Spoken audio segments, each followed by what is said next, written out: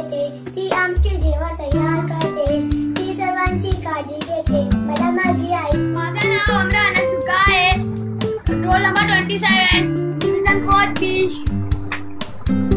माझी शाळेचे नाव मध्य प्रायमरी उर्दू स्कूल आहे. ती खूप मोठी आहे. माझी शाळाचे मैदान खूप मोठा आहे. माझी आईचे नाव मनिका आहे. माझी आई सुंदर आहे. माझी आई मला अभ्यासात मदत करते.